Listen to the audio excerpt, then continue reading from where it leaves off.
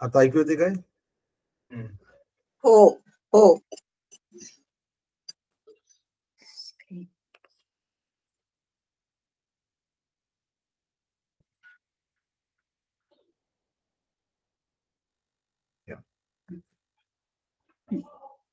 Rome 2:15 कोणीतरी उघडा आणि प्रेषितांची कृत्य 17:23 कोणीतरी उघडा. रोम 2:15 आणि प्रेषितांची कृत्य 17:23.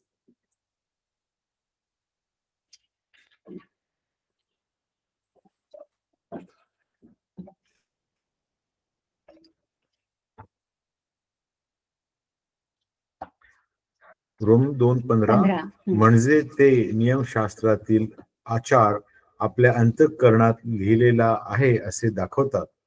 त्यांच्याबरोबर त्यांची सद्विवेक बुद्धीही त्यांना साक्ष देते आणि त्यांचे एकमेकांविषयीचे विचार दोष लावणारे किंवा दोषमुक्त करणारे असे असतात. हे असं सर्वच लोकांच्या विषयीचे हे विधान आपल्याला देवाच्या वचनात दिसतं की देवाचं परकीय 14व्या वचनात कोण, कारण ज्यांना नियमशास्त्र नाही असे परराष्ट्रीय जेव्हा नियमशास्त्रात जे आहे ते स्वभावतः करत असतात, तेव्हा त्यांना नियमशास्त्र नाही तरी ते स्वतःच आपले नियमशास्त्र आहेत. हे वचन पण घालायला पाहिजे, 14 पण घालायला पाहिजे. म्हणजे तो नियमशास्त्रातला आचार आपल्या अंतःकरणात लिहिलेला आहे असं दाखवतात. म्हणजे अनेक ज्यांना प्रभू माहित नाही असे सुद्धा लोक चांगलं वर्तन करू शकतात. याचं कारण इथं सांगितलेलं आहे की देवाचं नियमशास्त्र त्यांच्या हृदयामध्ये आत्म्यानं लिहिलेलं असतं, सत्सद्विवेक भावात लिहिलेलं असतं आणि त्यात ते चांगले वर्तन करू शकतात. त्याच विवेकानं ते देवाला पण ओळखू शकतात असं वचनाचा दावा आहे. मग पुढे बघूया आपण. मग प्रेषितांची कृत्य 17:23 मध्ये काय म्हटलंय बघूया आपण. प्रेषितांची कृत्य 17:23 तिथं काय म्हटलं बरं. कारण मी फिरता फिरता तुमच्या पूज्य वस्तू पाहताना अज्ञात देवाला ही अक्षरे लिहिलेली वेदी मला आढळली. म्हणजे लोकांच्या मनात विचार काय आहे, सगळ्यांच्याच कोणाही मानव जातीच्या अंतःकरणात देव म्हणून काहीतरी कल्पना असते, कोण आहे तो माहित नाही. तर हे इथं तर एकदम ज्ञानी लोक सगळे जमलेले होते अथनईमध्ये. ते देव म्हटले की देव नाही असं म्हणत नव्हते, अज्ञात देव, आम्हाला माहित नाही पण देव आहे अशी त्यांची कल्पना. ही अत्यंत विद्वान लोकांची ही कल्पना होती. आणि आपण सहज पाहतो की जे आदिवासी वगैरे आहेत ते सुद्धा, जे शिकलेले ते सुद्धा आत्म्याला देव मानतात आणि म्हणून आत्म्यांची उपासना करतात, अशुद्ध आत्म्यांची करतात, मेलेल्यांच्या आत्म्यांची करतात. म्हणजे याचा अर्थ प्रत्येकाच्या अंतःकरणामध्ये देव ही जी कल्पना आहे ती असतेच, कारण देवाने त्याचे नियम प्रत्येकाच्या अंतःकरणात लिहिलेले आहेत असं देवाचं वचन आपल्याला सांगतं. पुढे या वचनात म्हटलंय, ही अक्षरे लिहिलेली वेदी मला आढळली, ज्यांचे तुम्ही अज्ञानाने भजन करता ते मी तुम्हाला जाहीर करून सांगतो. हा अज्ञात देव तुम्हाला वाटतो ना, मी सांगतो ना तुम्हाला हा अज्ञात देव म्हणजे कोणता देव आहे, अशी सुरुवात करून हा पौल त्या लोकांना सुवार्ता सांगतो. ज्या लोकांना देव कोण आहे हे माहित नाही त्यांना तो इस्रायलांचा देव कोण आणि इस्रायलांचा इतिहास, येशूच्या जन्माचा इतिहास काय कशात शिरत नाही. सरळ तीच कल्पना घेतो आणि सरळ सुरुवात. इतकं सुंदर हे तुम्ही वाचला ना हा अध्याय, तुम्हाला खूप मजा वाटेल तो अध्याय वाचताना की किती सुंदर रीतीने त्यांनी प्रभूला सादर केलं या लोकांना जे अज्ञात देव मानतात. तर हे आपण दुसरं पाहिलं. आता तिसरं पुढे काय म्हटलंय आपण,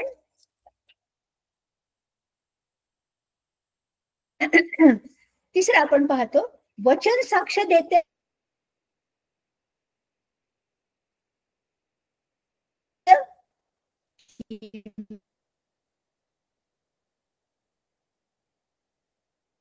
मी की देव आहे.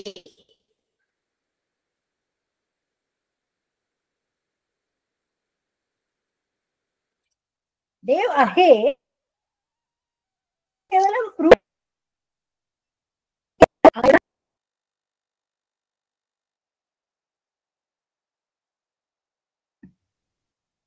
काही ऐकू येत नाहीये.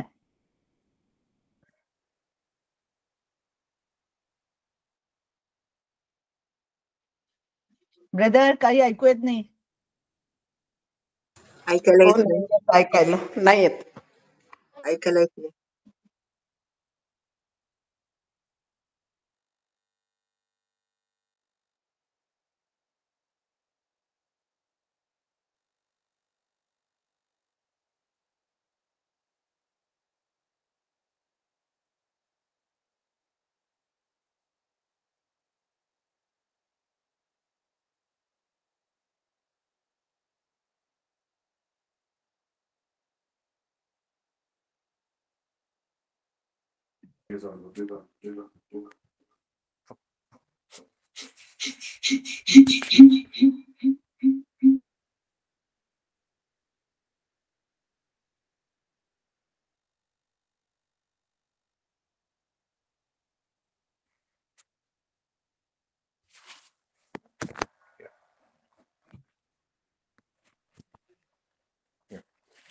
बोला बरं आंटी. वचन साक्ष देतं की देव आहे. येतं ऐकायला? हो, येतं? शशीबाईंचं नाही माहिती. हा. मग आता स्तोत्र 19 आपण वाचतोय. हा, त्याच्यात काय म्हणलंय? नाही दिसत.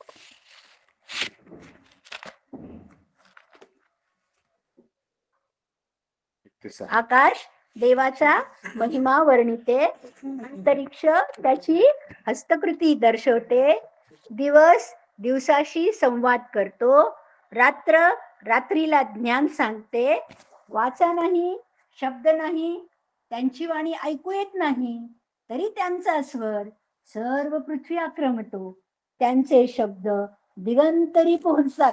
म्हणजे हे सुद्धा देवाविषयी बोलतात असं सांगितलेलं आहे. हा, सूर्यासाठी आकाशात मंडप घातलाय, शय्यागृहातून वरासारखा तो बाहेर पडतो, तो वीर पुरुषाप्रमाणे आपल्या मार्गावर धावण्यात आनंद पावतो, आकाशाच्या एका सीमेपासून निघून दुसऱ्या सीमेपर्यंत भ्रमण करीत जातो, त्याच्या उष्णतेपासून काही एक सुटत नाही.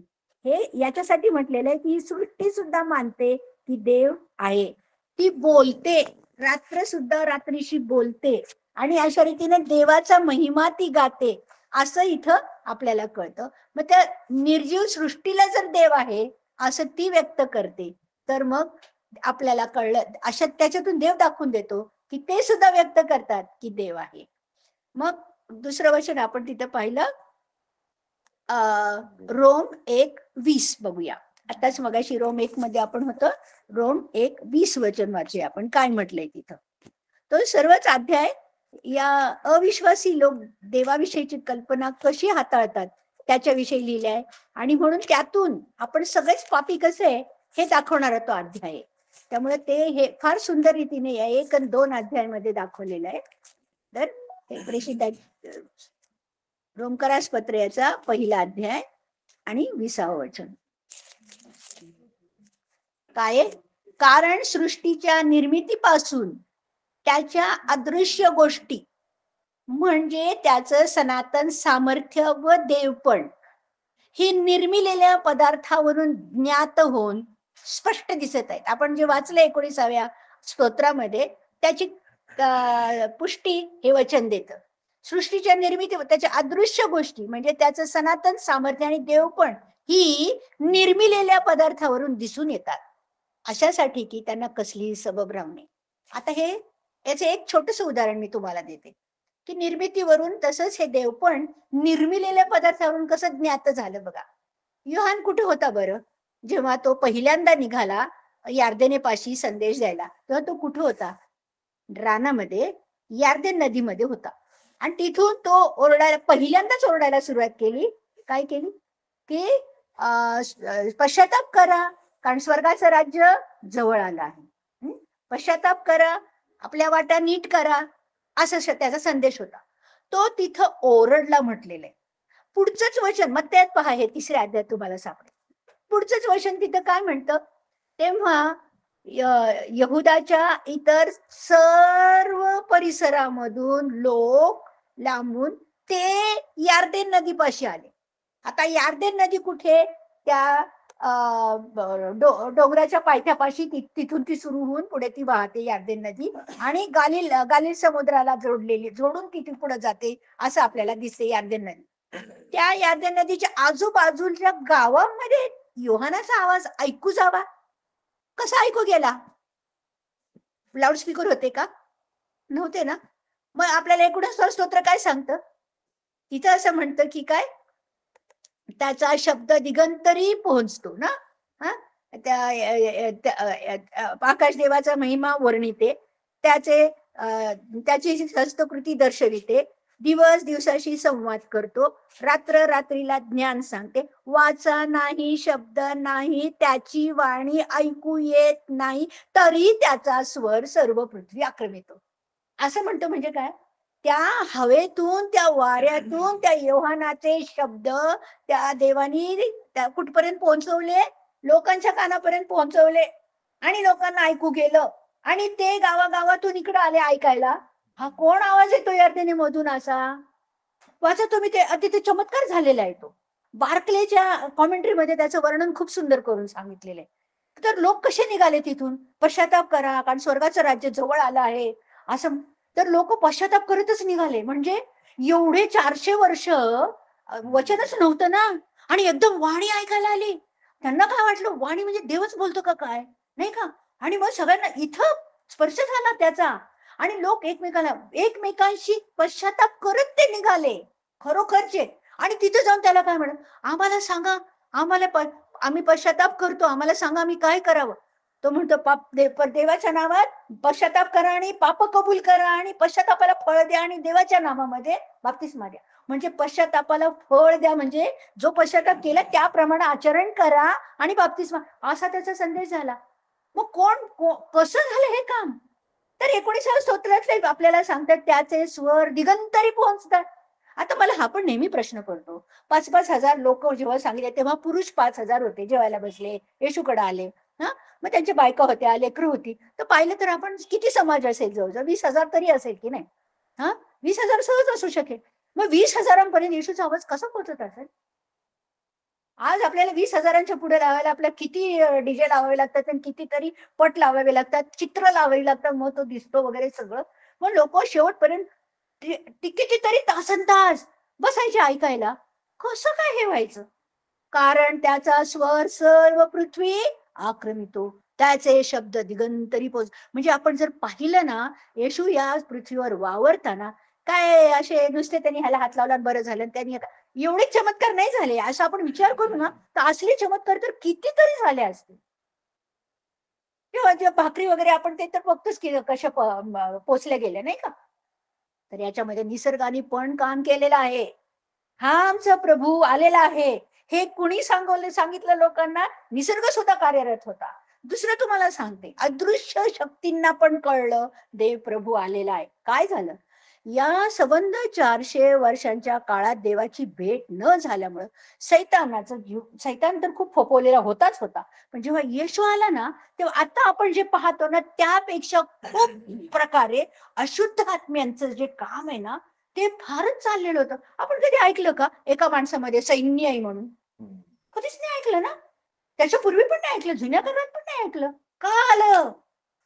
कारण जेव्हा मी तुम्हाला मागच सांगितलं, ज्या वेळेला येशू आला ही बातमी घेऊन दूतांनी मेंढपाळांना सांगितली, त्याच वेळेला गौरव पण केलं की आता हे सगळं काम तारणाचं पूर्ण झालंच आहे म्हणून गौरवाचं गीत पण गायलं त्यांनी त्यावेळेला.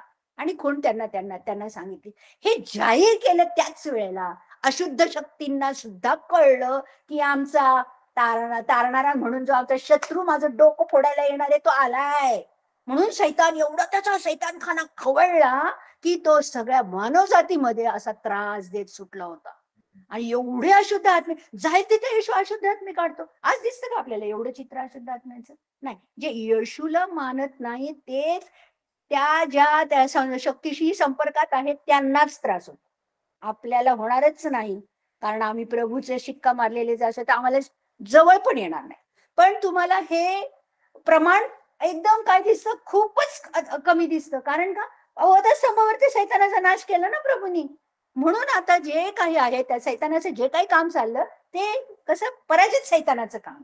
म्हणून तेव्हाच त्याचं सामर्थ्य कमी झालेलं एवढं आपण अगदी त्याला मारलेलं नाही, कारण अजून देवाने त्याचा शेवट केलेला नाही, म्हणून त्याला शेवटपर्यंत काळ दिलेला आहे, तो त्याचं काम करत राहील. तो प्रश्न आला एकदा म्हणून ते चालणार, तो अभ्यास पण वेगळा आहे.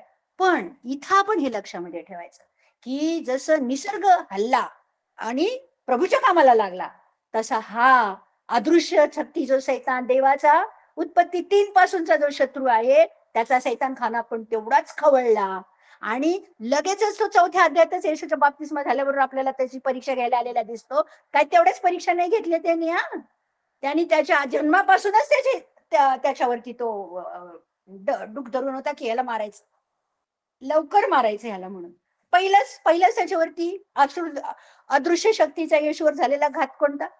तर तेव्हाचा नियम काय होता की कुमारी जर असेल तर तिला काय करायचं, ती जर गरोदर झाली कुमारी तर तिला दगडमार करायचा. झाला का दगडमार मिरीला? कोणी सांभाळलं? आहे ना आश्चर्य? आश्चर्य ना.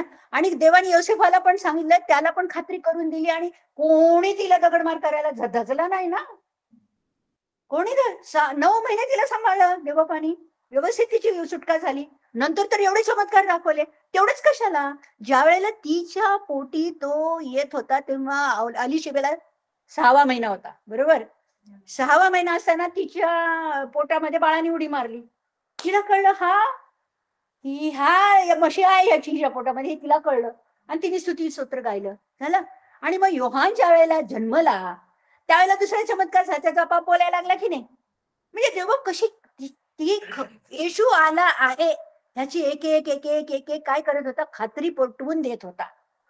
येशू 30 वर्षाच्या होईपर्यंत कितीतरी माणसं मरून गेली असेल म्हातारी, नाही का, वाट बघत बघत बघत, पण त्यांनी पाहिलं, येशू आला, ऐकलं ना. आणि पुष्कळ लोकांनी विश्वास ठेवायला सुरुवात, जे अवशिष्ट लोक होते ते तर विश्वासच ठेवत होते, आलाच म्हणजे आला, वाट बघत होते आता काय करेल म्हणजे काय करेल, अशी वाट बघत कितीतरी मरण पावले. आणि मग नंतर आपण पाहतो जो इतिहास तो वर्तमानात आपल्या समोर आहे. पण आपण हे लक्षात ठेवूया की खरोखरच अदृश्य व्यक्तींना सुद्धा कळतं देव कोण आहे, आणि दृश्य व्यक्तींना सुद्धा कळतं देव कोण आहे, आणि अदृश्य वस्तूतल्या निसर्गालाही कळतं की देव कोण आहे. आणि ते व्यक्त करतात, त्यांचा आनंद व्यक्त करतात, ते दाखवून देतात, हे आपल्याला कळतं.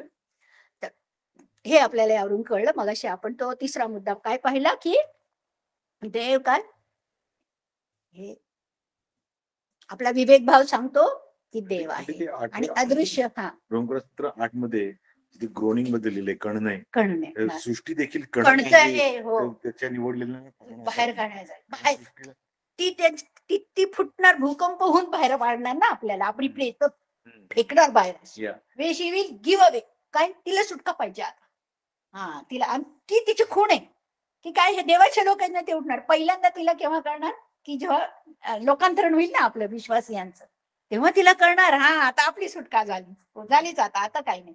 आणि मग पृथ्वीची नवीन सृष्टी करणार देवा, पुनरुज्जीवन करणार. म्हणून पुनरुज्जीवित पृथ्वी असं तिला म्हटलेलं आहे, नवीन पृथ्वी नाही. 1000 वर्षाच्या राज्यासाठी ही पृथ्वी थोडीशी चेंज होणार आहे, चांगली करणार आहे देवा 1000 वर्षाच्या राज्यासाठी. आणि नंतर मग ते राज्य झाल्यानंतर मग मोठा न्याय होऊन नवीन आकाश नवीन पृथ्वी होणार. तेव्हा काहीच अशी शेवटपर्यंत तुम्हाला हे कळेल की देव बाप किती अविश्वासी लोकांना टाइम देतो की तुम्ही तारण व्हा, या सर्व कालच्या राज्यात या. तुम्हाला कळेल 1000 वर्ष राज्य करून सुद्धा जी प्रजा महान संकटाच्या काळातून वाचून राहिली पृथ्वीवर, 1000 वर्षाच्या राज्यात गेली, विश्वासी गेले 1000 वर्षाच्या राज्यात, अविश्वासी नाही, त्यांचा न्याय होऊन ते जाणार. सगळे विश्वासी गेले, मग आपण विश्वासी राज्य त्याच्यावरती करणार, पण आपण गौरवानी. आणि ते जगातले जो लोक, ते जगातल्या लोकांना प्रजा होणार नाही का, त्यांना तरुण मुलं होणार, ते मोठे होणार. तरुण म्हणजे 100 वर्षाचा असेल त्यावेळेला, असं म्हटलेलं आहे वचन. त्या 1000 वर्षाच्या, एवढं असून 1000 वर्ष झाल्या जेव्हा सैतानाला सोडलं जाईल, तेव्हा या 1000 वर्षाच्या राज्यात येशूचं राज्य पाहिलेल्या लोकांमध्ये सुद्धा अविश्वासी लोक असतील, जे सैतानाला जाऊन मिळतील आणि सैतानाबरोबर लढाई करतील, त्याच्या बरोबर राहतील. मग त्यांना सैतानाला सगळ्यांना देव काय करणार, अग्नी सरोवरात टाकणार. आणि मग फक्त विश्वासी ते प्रभूच्या राज्यात जाणार. एवढं शेवटपर्यंत देवबाप लोकांना चान्स कसा देतो हे पाहिल्यावर आश्चर्य वाटतं. शेवटपर्यंत तारण व्हावं म्हणून देव सांगते.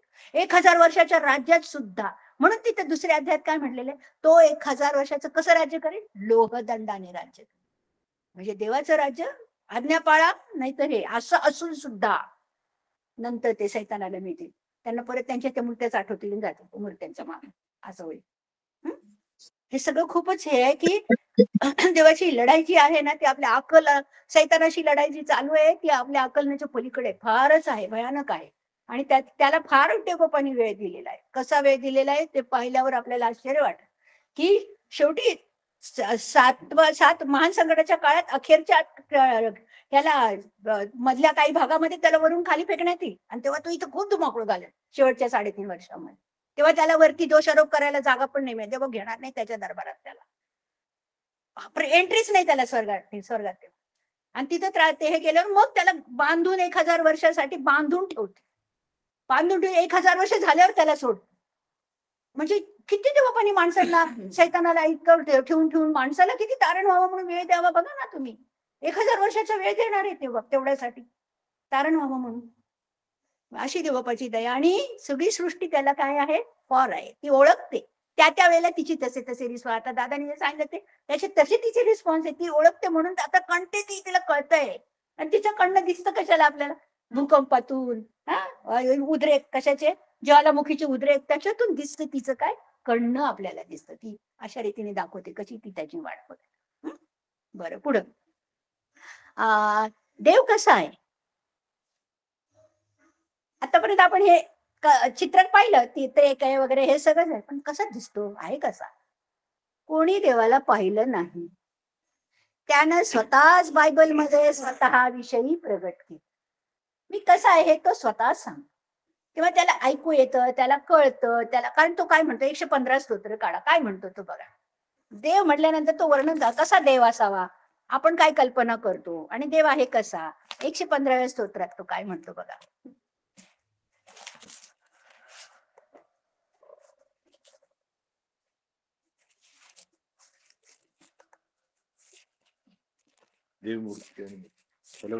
हा 115 नाही. हे परमेश्वरा, आमचे नको तर आपल्या नावाचं गौरव कर, कारण तू दयाळू व सत्य आहेस. ह्यांचा देव कुठं आहे असं राष्ट्रांनी का म्हणावं. आमचा देव स्वर्गात आहे, त्याला योग्य दिसते ते सर्व तो करतो. त्यांच्या मूर्ती केवळ सोनरूप आहेत, त्या मनुष्यांच्या हातच्या कृती आहेत. त्यांना तोंड आहे पण बोलता येत नाही. म्हणजे आमच्या देवाला तोंड आहे आणि तो बोलतो. तुलना करा ना, बघा काय पुढं काय. त्यांना नाक आहे पण वास येत नाही. आमच्या देवाला सगळा वास व्यवस्थित येतो. पुढं त्यांना हात आहेत पण स्पर्श करता येत नाही. आमचा देव काय करतो, स्पर्श करतो. त्याच्या आत्मिक हातानं प्रत्येक व्यक्तीला जखमी हाताचा त्याच्या स्पर्श होतो. आपल्याला तो जाणवतो, तो दिसत नाही पण जाणवतो. त्यांना स्पर्श करते. पाय आहेत पण चालता येत नाही. त्यांच्या कंठातून शब्द निघत नाही. म्हणजे त्यांना बोलता नाही येत. आमचा देव कंठातून शब्द काढतो. हे इस्रायला त्या बनवणारे व त्यांच्यावर भाव ठेवणारे सर्व त्यांच्यासारखेच बनतात. हे तर वाक्य भयानक आहे. म्हणून काही चेहऱ्या पट्ट्याला वगैरे काय तुम्ही पाहिलं ना, तर तसं तुम्हाला कळलं त्यांच्यासारखेच बनणार असं वाटतं आपल्याला. हे इस्रायला. आता इथे येशू ख्रिस्त जेव्हा त्याच्या एकाला म्हणतो की लेट द डेड बरी देअर डेड. येस येस, ते त्यांच्यासारखेच आहे. खरंच हे कसे आहेत, खरंच मृत, हे मृत आहे. आणि म्हणून प्रभू मृतांना पुरू द्या, असं देवबापाचे शब्द पण आहेत. बरोबर. आता पुढे जाऊया आपण.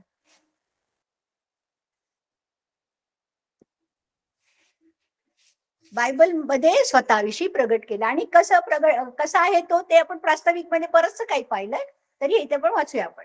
योहान 1:8 मध्ये कसा आहे देव. तिथं काय म्हटलंय, देव कसा आहे योहान 1:8 मध्ये.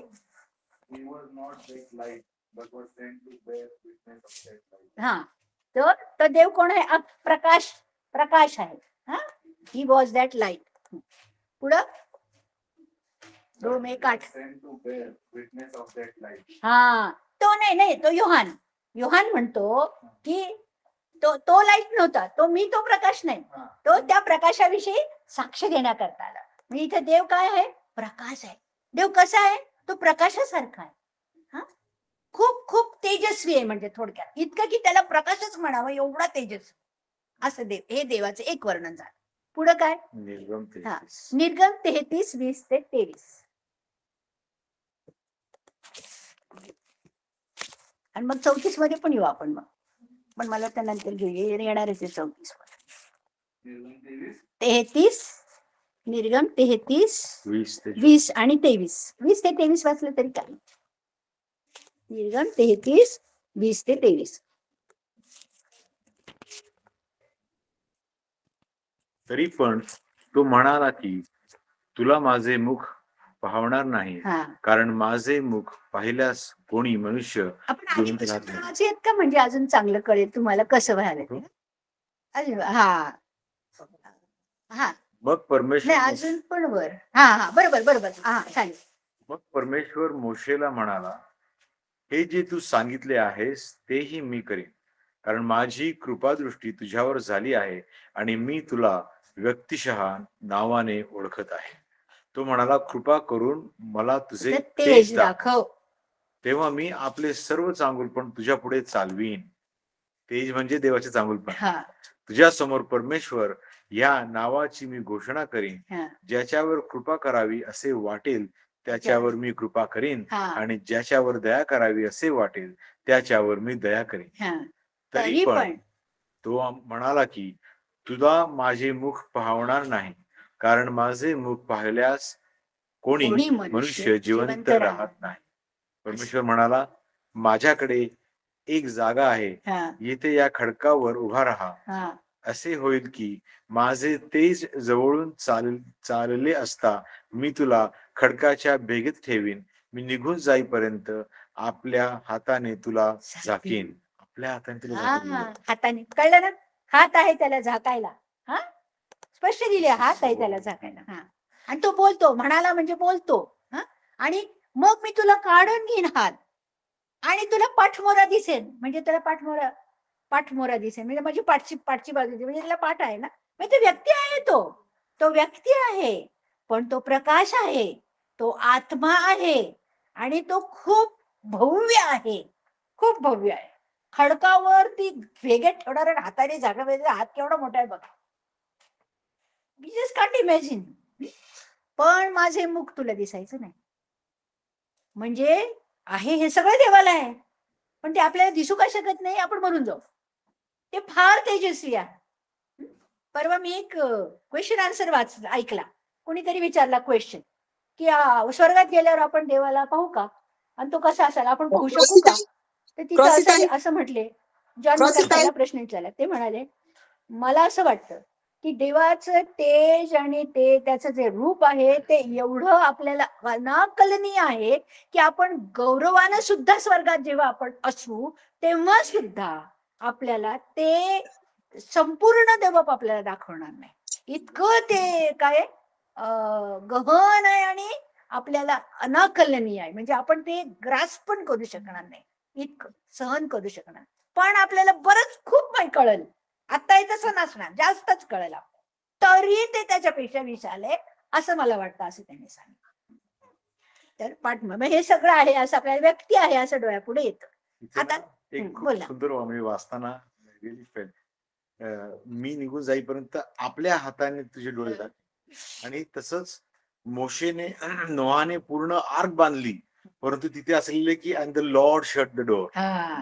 देवाने दार बंद केलं, बाहेरून दार बंद. एवढं मोठं दार बंद करताना त्याला आलं नसतं. दार बंद केलं परमेश्वराने. That's why we are safe into the boat. So I think beautiful. हात आहे, कडी लावता येते, सगळं करतो. आपल्यासारख्या सगळ्या हालचाली त्याच्या असतात. आणि किती कठीण म्हणजे. पुढे जाऊया. पुढे काय निर्गम 33:20. मग म्हणजे यावरून आपल्याला काय कळतं, देव हा व्यक्ती आहे. मानवाला संकुचित व्यक्तिमत्वामुळं त्याच्या अफाट व्यक्तिमत्वाची कल्पना येऊ शकत नाही अंशतःच येते. म्हणून गौरवी शरीरानं जरी आपण गेलो तरी आपल्याला याच्यापेक्षा जास्त कळेल, पण सर्व 100% कळेल असं वाटत नाही, कारण एवढा तो अगाध आहे. बर, मग कलश 1:15 मध्ये काय म्हटलं बरं, कसा आहे देव, तिथं काय वर्णन केलं? कोणी He is the image of the invisible God, हा the firstborn over all creation. हा first born over all creation. असं फर्स्ट बॉर्न का म्हटलं त्याला? फर्स्ट बॉर्न म्हणजे प्रथम, सर्व निर्मितीत प्रथम असं त्याला म्हटले. याचा अर्थ तो काय देवाची निर्मिती असं नाही. कुठल्या अर्थाने म्हटलं तर हा देव मानव असलेली व्यक्ती एकच आहे. कळलं? तो देव पण आहे आणि मानव पण आहे. असला जो आहे ना तो सर्व मानवात श्रेष्ठ. असा देव मानवासारखा कोणीच श्रेष्ठ नाही मानवात. म्हणून तो देव मानव या याच्यातून तो श्रेष्ठ आहे. आणि त्याच्यामध्ये पुढेच मग लगेच तुम्हाला कळेल. पुढे बस बरं काय म्हणलंय त्याच्या. For by him all the things were created हा that are in heaven हा and that are on earth, visible and invisible, whether thrones or dominion or principalities or power. हा All things were created in him and for him. हा काय काय आलं त्याच्यामध्ये? दृश्य, अदृश्य, हा मग स्वर्गातलं, पृथ्वीवरचं, आणि काय राजे, अधिपती. हा अदृश्य म्हटल्यावर सैतान आला, देवदूत आले, म्हणजे त्यांना क्रिएट केलं, ते चांगलं केलं, तो नंतर अपवित्र झाला म्हणून सैतान झाला. पण ही सगळी देवदूतांची निर्मिती सुद्धा त्याची आहे. एवढं सगळं जे काही तुम्हाला कल्पना करवते दृश्य आणि अदृश्य ते सर्व त्यांनी निर्माण केलं, एक्सेप्ट काय? पाप. पाप अधर्म नाही, सगळं जे काही चांगलं आहे ते त्यांनी निर्माण. पापामुळे ही अवस्था बिघडली, आपण केलेल्या पाप. देवानी पाप नाही निर्माण केले, हे लक्षात ठेवायचं. पुढे तो सर्वांच्या पूर्वीचा आहे व त्याच्यामध्ये सर्व काही अस्तित्वात आहे. म्हणून आपण अभ्यास करतोय तो कोणता अभ्यास? उत्पत्ती पूर्वीचा देव हा अभ्यास करतो. ते निर्माण करण्यासाठी तो आधी अस्तित्वात आहे हे आपण लक्षात ठेवायचं. म्हणून तो निर्माण करू शकतो. पुढचा मुद्दा घेऊया. निर्मया 10:10-16 काय ऐकतो? चांगलंच असेल ते, मस्त वाचण्यासारखं. निर्मया 10:10-16.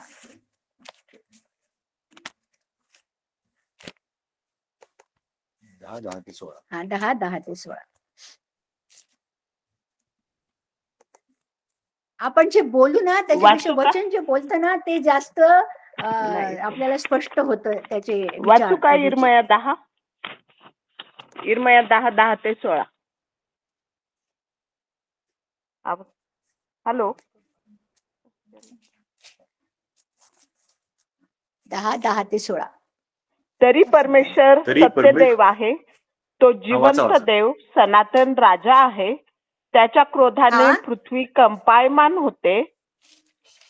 त्याच्या वाच ना, कोपापुढे कोणतरी वाच. राष्ट्राचा टिकाव लागत नाही. तुम्ही त्यास हे सांगा की ज्या देवांनी आकाश व पृथ्वी केली नाही ते पृथ्वीवरून आकाशाखालून नष्ट होती. त्याने पृथ्वी आपल्या सामर्थ्याने उत्पन्न केली. त्याने आपल्या बुद्धीने आकाश पसरिले. तो आपला शब्द उच्चारितो. तो आकाशात पाण्याचा गडगडाट होतो. तो पृथ्वीच्या दिगंतापासून वाफेचे लोट वर चढवितो. तो पावसासाठी विजा सिद्ध करीतो आणि आपल्या भांडारातून वायू बाहेर काढतो. प्रत्येक मनुष्य पशुतुल्य व ज्ञानशून्य झाला आहे. प्रत्येक मूर्तिकार मूर्तीमुळे लज्जित झाला आहे, कारण त्याने ओतलेली मूर्ती साक्षात लबाडी आहे. त्यांच्यात मुळीच प्राण नाही. त्या शून्य उपहासाला पात्र वस्तू होत. त्याचा समाचार घेऊ लागताच त्या नष्ट होतात. जो याकोबाचा वाटा तो त्यासारखा नव्हे, तर तो सर्वांचा निर्माण करता आहे व इस्रायल त्याच्या वतनाचा वंश आहे. सेनाधीश परमेश्वर हे त्याचे नाव आहे. किती छान वचन आहेत ना, किती सुंदर लिहिलंय. आणि आता शब्द उच्चारतो बघा, इथे आलाय शब्द उच्चारतो.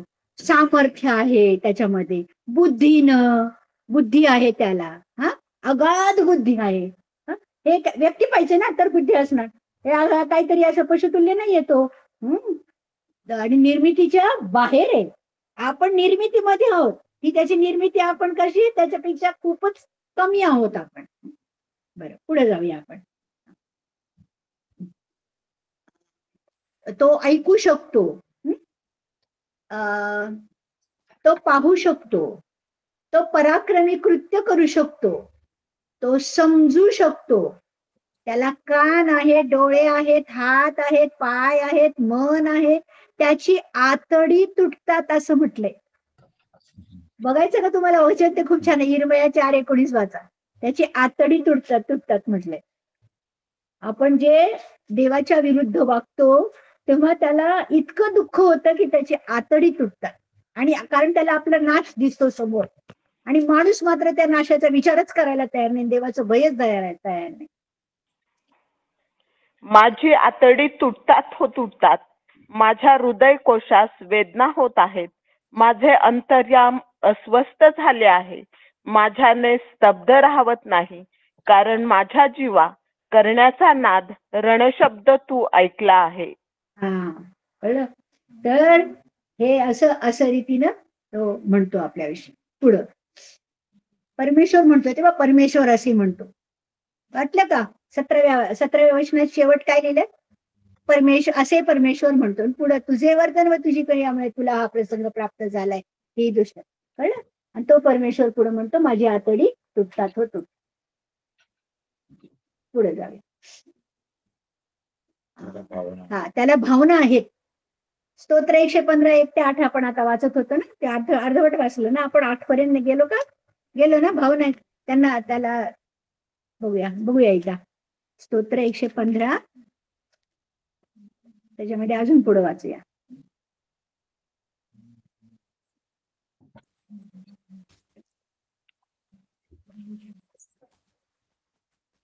प्रश्न आहे का काय? त्या बनवणारे, त्यांच्यावर भाव ठेवणारे सर्व सत्य आहे. त्यांना तोंड आहे पण बोलता येत नाही, डोळे आहेत पण दिसत नाही, आणि त्यांना हात आहे पण स्पर्श, पाय आहेत पण चालता येत नाही, त्याच्या कंठातून त्या बनवणार त्यासारखेच बनतात. पुढे अजून वरती वाचूया बरं. त्याला मूर्त्याच्या मूर्ती किंवा सोनेरी मनुष्याच्या हातच्या पुढे. हा, भावना आहे. तो दयाळू आहे, तो सत्य आहे, हा, आणि त्याच्या नावाचं तू गौरव कर कारण तू दयाळू व सत्य आहेस. या त्याच्या भावना आहेत. दयाळूपणा, सत्यता, हा, त्याला भावना पण आहेत. पुढे जाऊया. हा, स्तोत्र 94 9 आणि 11, 9 ते 11 वाचूया. स्तोत्र 94 9 ते 11 तिथं काय म्हटलंय बघूया. 94 9 ते 11. ज्याने कान घडविला तो ऐकणार नाही काय? ज्याने डोळा बनविला तो पाहणार नाही काय? जो राष्ट्रांचा शास्ता, मानवांचा ज्ञानदाता, तो शासन करणार नाही काय? मानवाचे विचार वायफळ आहेत, हे परमेश्वर जाणतो. कळलं? परमेश्वर वायफळ आहेत विचार असं जाणतो. म्हणजे ह्या सगळ्या त्याच्या भावना आहेत. ह्याला कळतं हे सगळं, कोण काय करतं, काय त्यांच्या मनात चाललंय, ह्या भावना त्याला कळतात, आणि त्याच्या रिॲक्शन इथं आपल्याला तो दाखवतो. पुढे जाऊया.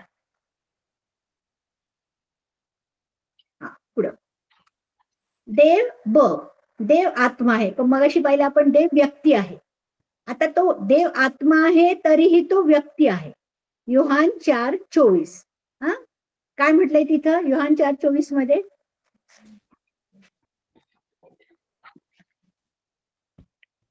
त्याची उपासना आत्म्याने व खरेपणाने केली पाहिजे.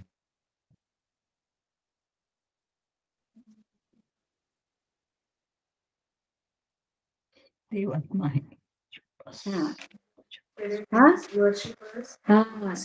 देव आत्मा आहे आणि त्याच्या उपासकांनी त्याची उपासना आत्म्याने व खरेपणाने केली पाहिजे. देव आत्मा आहे म्हणून आत्म्याने आणि खरेपणाने, म्हणजे देवाला आपलं देवाच्या आत्म्याला आपल्या जीवनामध्ये स्थान देऊन त्याला वस्ती करायला आपण तारणाच्या वेळेला तो येतो, कृती व्हायला पाहिजे आपल्याकडून, मग तो आत्मा आपल्याकडे राहायला येईल, आणि मगच त्या आत्म्याद्वारे आपण त्याची उपासना करू शकू, असं इथं म्हणायचं. कारण हे 4था अध्याय जो आहे तो कशाविषयी आहे? 3रा अध्याय तो निकोदेमाविषयी, त्याला देव तारणाविषयीच सांगतो, बरोबर. पण तो तिथल्या तिथं त्याचं तारण झाल्याचं कबुली देतो असं आपण तिथं पाहत नाही. म्हणजे तो गुप्त शिष्य होतो असं आपण पाहतो. पुढे म्हणतो गुप्त शिष्य म्हणतो. 4था अध्याय तो तारणच सांगतो त्या व्यक्तीला. कोणाला? शब्रुनी स्त्रीशी बोलतो, तिच्या तारणाचा संदेश देतो, तिथं तारण होतं. म्हणजे तिकडं अप्रत्यक्ष रीतीने स्वीकार केला, इथं ते एकदम जाहीर स्वीकार केला. एवढंच नाही तर जाऊन एवढे लोक गोळा करून आले, अख्खं नगरच लोटलं आणि त्या सगळ्यांनी त्याच्यावर विश्वास ठेवला. 2 दिवस तिथं राहिला आणि तिथं खूप मोठं सुवार्तेचं प्रभूचं काम झालं, ज्यांनी मशिया म्हणून त्याला पावती दिली. तसं आपण पाहतो. तर अशा रीतीनं इथं आपण पाहतो की ती मोकळेपणानं तिने तारण स्वीकारल्याचं आपण तिथं पाहतो. आणि तिथं प्रभू म्हणतो, आत्म्यानं व खरेपणानं उपासना करणाऱ्यांच्या शोधात देव आहे आणि आत्म्यानं खरेपणानं त्याची उपासना केली पाहिजे, असं आपल्याला ती आज्ञा तिथं दिलेली आहे. म्हणून तिनं जेव्हा तिच्या अंतःकरणात येशूला संदेष्टा म्हणून ओळखलं, नंतर मशिया म्हणून तिने जेव्हा पावती दिली, त्यावेळेला तिच्या हृदयातला बदल लोकांनी पाहिला. म्हणून ते त्याच्या उपासने त्याच्याविषयी वचनातून सगळं ऐकलं त्याचं आणि अनेक लोकांनी त्याच्यावरती मशिया म्हणून विश्वास ठेवला, असं आपण पाहतो. पुढे जाऊया. लूक 24:39 इथं काय म्हटलं? आत्मा आहे. काय म्हटलं इथं? लूक 24:39.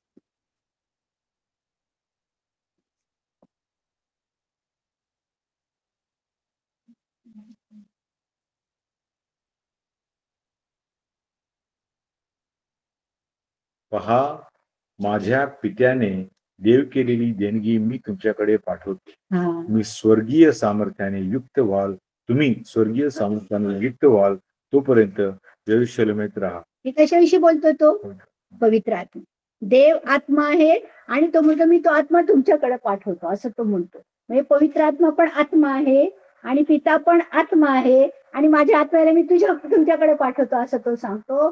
आणि अशा रीतीने प्रत्येक जण आपापली आत्म्याद्वारे कशी भूमिका बजावत आहेत ते तुम्हाला या वचनामध्ये दिसेल. 1 तिमोथी 6:15 आणि 16 तिथं मला वाटतं त्या तिघांच्यावर आशीर्वाद एकत्र दिलेला दिसतो वाटतं. बघूया. 1 तिमोथी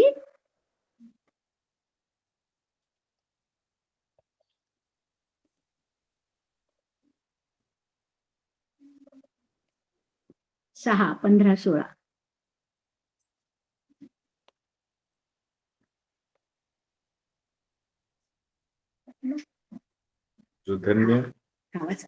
जो धन्य व एकच अधिपती, राजांचा राजा व प्रभूंचा प्रभू, ज्या एकालाच अमरत्व आहे, जो अगम्य प्रकाशात राहतो, ज्याला कोणा माणसाने पाहिले नाही आणि कोणी पाहू शकत नाही, तो ते त्याचे प्रकट होणे यथाकाळी दाखवील.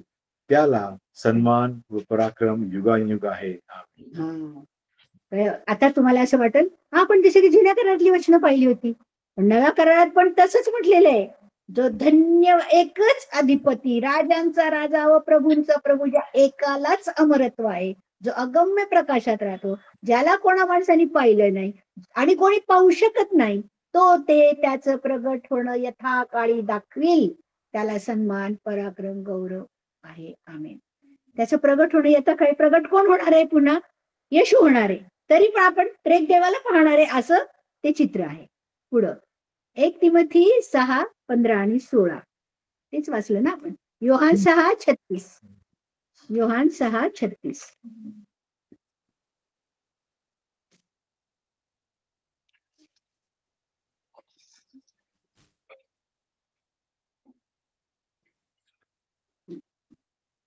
योहान 6:36.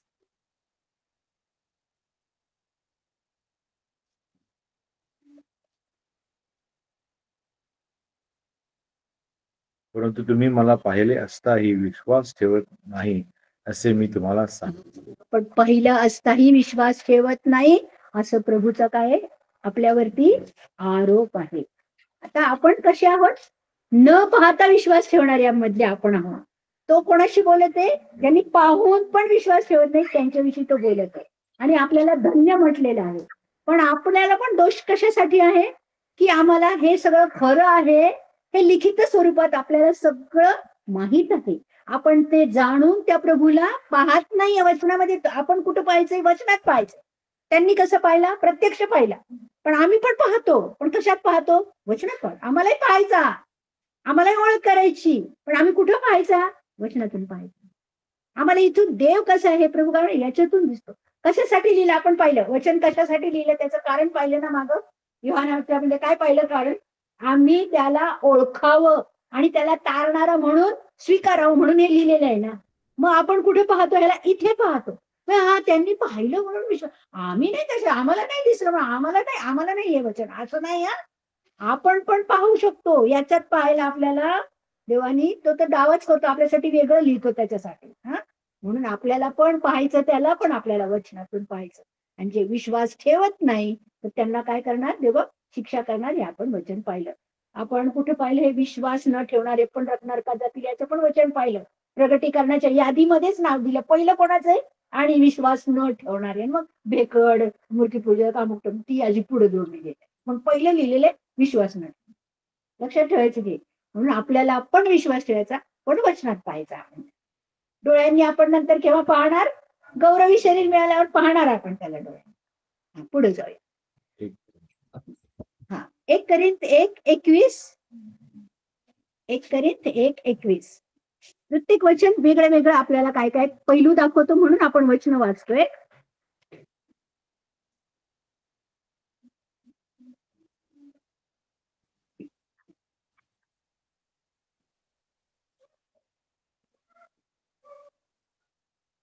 एक 21. कारण जग देवाच्या ज्ञानाने वेष्टीत असताही त्याला आपल्या ज्ञानाच्या योगे देवाला ओळखता आले नाही. त्यांना तेव्हा गाजवलेल्या वार्तेच्या मूर्खपणाच्या योगे विश्वास ठेवणाऱ्या लोकांचे तारण करणे देवाला बरे वाटते. आता हे तुम्हाला मी देवाचं ज्ञान आणि माणसाचं ज्ञान याच्यामध्ये हे सांगितलंय. तेव्हा त्याच्यावरून आपल्याला काय लक्षात येतं? देवाच्या ज्ञानाने जग वेष्टिलेलं आहे. म्हणजे आपण आतापर्यंत काय पाहिलं की तुम्हाला विवेक भावानी सुद्धा देवबापाला तुम्ही ओळखू शकता. अख्खी निर्मिती ओळखते ऑलरेडी. आपण पाहिलं ती कशी आज्ञा येते, त्याच्यावरची वचनं वाचली आपण. त्यांनी येशूला कशी मदत केली तो जिवंत असताना हे सगळं संदेश पोचवायला. ते पण पाहिलं की कसा वारा त्याच्या ह्याला होता, फॉर होता, काम करत होता, आवाज पोचवत होता त्याचा. हे सुद्धा त्याच्यासाठी काम करणारे त्याचे सेवक होते. आणि अशा रीतीने देवाच्या ज्ञानाने पृथ्वी वेष्टीत असूनही आपल्या ज्ञानाच्या योगाने देवाला ओळखता आलं नाही. मग मानवाला त्याच्या ज्ञानाच्या योगाने देवाला ओळखता येत नाही. वचनानेच ओळखता येतं. हे लक्षात आपण ठेवायचं. तेव्हा गाजवलेल्या वार्तेच्या, गाजवलेली वार्ता म्हणजे काय? सुवार्ता. सुवार्तेद्वारेच मूर्खपणाच्या योगे विश्वास ठेवणाऱ्या लोकांचे तारण करणे देवाला बरे वाटले. म्हणजे काय? प्रांजळपणे आम्ही विश्वास होतो, आम्ही प्रश्न नाही विचारत, काय नाही, आम्ही मूर्ख ना. जग आपल्याला मूर्ख म्हणतं. कारण का? त्यांना सगळ्याला पुरावे पाहिजे, अमुक पाहिजे, माणसाच्या ज्ञानात ते बसलं पाहिजे. आणि देवाचं ज्ञान एवढं अगाध आहे की आपण प्रांजळपणे लक्ष ठेवलं, काय विश्वास ठेवल्याशिवाय काहीच नाही. आपण काही प्रश्न विचारू शकत, असा प्रश्न आहे. आणि आपण जे तशा रीतीने तो पण म्हणालेला, येशूने दावाच केला, काय बाळकासारखं होऊन तुम्ही मजकडे, असं म्हटलं ना. म्हणजे स्वर्गाचं राज्य तुमचं आहे. असं बाळक कसं असतं? बाळक काय प्रश्न नाही विचारत, ते आपण म्हणू तसं ऐकतं, आपण आपल्या अनुसरतं, आपल्या प्रश्न विचारतो, आपण उत्तर विचार, आपण उत्तर देते, समाधान पावतं. असं विश्वास असतो, त्याचा अवलंबून असतं आपल्या. तसं बाळकासारखं माझ्याकडे, असं देवच आपल्याला म्हणतो. कारण तो जाणतो की तू तू तू खूप कोत्या ज्ञानाचं आहे, तुला मला ओळखता पण येणार, तुझं फक्त माझ्यावर अवलंबून राहा, ये माझ्या मागं की तू माझ्या घरी यायचं. इतकं देव आपल्याला मोकळं, काय म्हणायचं, फ्री आणि कसं बाळगोत सुरक्षित असं आपल्याला त्याच्या मध्ये ठेवतो की आपल्याला काही कसलाच धोकाच नाही आपल्याला पुढं. असं आपल्याला काय देतो? शांती देतो आणि समाधान देतो, खात्री देतो. त्या सगळ्या तो जे शिकवतो त्याच्याविषयी पण खात्री देतो, हो याच्यामध्ये मला धोका नाही, याच्याशिवाय दुसरे तिथं धोका आहे पण इथं धोका नाही, अशीच खात्री आपल्याला. तसं आपण देवबापाच्या वरती विश्वास ठेवायचा. म्हणून आपण अशा लोकांचं तारण करणं देवाला काय वाटलं? बरं वाटलं, असं म्हटलं. म्हणून निवडलेले कोण होते? कोळी वेळी असे निवडले. कसं त्यांनी जगाची उलथापालट करून दाखवली ना, त्यांनी कशी उत्तरं दिली, काय काय. येशू बरोबर असताना ते आपल्याला एवढे दुर्बल वगैरे असेच दिसतात. पण जसा येशू पुनरुत्थित झाला आणि 40 दिवस त्याच्याबरोबर घालवले आणि स्वर्गारोहण झालं, पवित्र आत्मा आला आणि ते होत्याचे नव्हते झाले. एवढं उभं राहून केवढा धैर्याने पहिलं भाषण पेत्रांनी काय बोला, असा बोलला नुसता की त्याच्या शब्दांची फेक बघितल्याबरोबर ते मोठे मोठे धर्मपुढारी सुद्धा घाबरले. काय काय लोक, आता आम्ही काय करावं, खरंच आम्ही असं केलं, काय करावं, देवाला आम्ही असं केलं, मशिहाला आम्ही असं केलं. आणि म्हणून पहिल्याच वेळेला 3,000 लोक त्याच एकाच मीटिंग मध्ये कसे प्रभूकडे आले ते आपण ना. तर असं म्हणजे हा बर. मग आता आपण कुठलं वाचलं? 1 Corinthians 1:21 वाचलं का? हो. हा, पुढे जाऊया. त्याने स्वतःला कसं प्रगट केलं? कबुतराप्रमाणे आणि अग्निप्रमाणे प्रगट केलं. कबुतराप्रमाणे कोणाला? पवित्र आत्मा. आणि हा काय म्हणाला? अग्नी तुमच्या तो अग्नी आहे तुमचा बाप्तिस्मा असं म्हटलं ना. मग पवित्र आत्म्याला काय म्हटलं? अग्नी. प्रत्येकाच्या डोक्यावर काय बसल्या? अग्नीसारख्या जिभा बसल्या. मग पवित्र आत्मा आपल्या कसा प्रगट झाल्या? त्या अग्नीसारख्या जिभांनी प्रगट झाला. आणि कबुतराप्रमाणे केव्हा उतरला? आठवतं? बाप्तिस्मा. जेव्हा येशूचा बाप्तिस्मा झाला त्यावेळेस ती खूण दिली होती. कोणाला? योहानाला खूण दिली होती. केवढ्यातून येशू कसा ओळखतो? योहान पण मनुष्य होता ना, त्याला खूण दिली होती. ज्या वेळेला तू अशा माणसाचा बाप्तिस्मा करशील की ज्याच्यावरती पवित्र कबूतर उतरताना तुला दिसेल, तोच तो आहे असं तू लक्षात घे. ती खूण दिली होती. आणि मग तेवढंच नाही झालं, मग त्यावेळेला आणखी काय झालं? वाणी. आकाशातून वाणी पण झाली. म्हणजे लोकांनी कसे पुरावे दिले ना त्यांना की हाच मशीन. खूप असेल, येशू नाव पण लोकांचं असायचं कोणाकोणाचं, पण हाच तो येशू, दुसरा कोण नाही, हाच येशू असं तर त्याला कळालं पूर्णपणे. आणि देवाने ती ओळख दिली असं. मग योहान 1:32 मध्ये काय म्हटले बघा बरं. हा योहान 1:32 पाहिलं ना. I saw the Spirit descending from the heaven हा like a dove, and he remained upon him. हा तो कबुतराप्रमाणे उतरला याचं तिथं हे दिलं. आणि इब्री 1:7 मध्ये काय म्हटलं?